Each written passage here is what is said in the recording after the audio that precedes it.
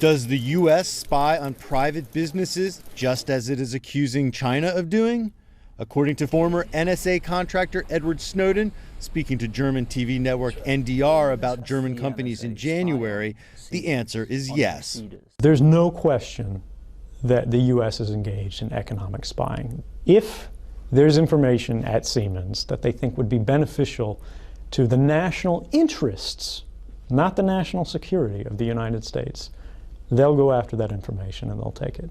Snowden's documents show extensive NSA breaching of private companies.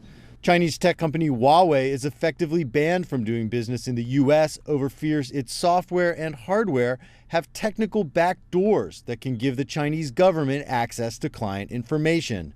But a 2010 document leaked by Snowden to the New York Times shows the NSA has itself installed backdoors into Huawei electronic products to discover trade secrets. An NSA document stated, "If we can see how Huawei is marketing itself and working to expand, this will help us to understand the company's plans and intentions." The stated NSA goal was to increase its access into government computer systems in China, plus clients in Iran, Pakistan, Cuba, and other countries. A December 2013 article in Der Spiegel detailed an NSA program codenamed ANT that targeted products by an international lineup of companies that included China's Huawei, but also U.S. firms Cisco and Dell, Korean giant Samsung, and others without the consent of the companies. And another NSA program, codenamed Quantum, set up 2 covert data centers through Chinese front companies to spy on Chinese Army Unit 61398, the unit that housed the 5 soldiers charged in Monday's indictment. In each of these instances, the U.S. used or spied on private companies, but Washington insists the goals are very different.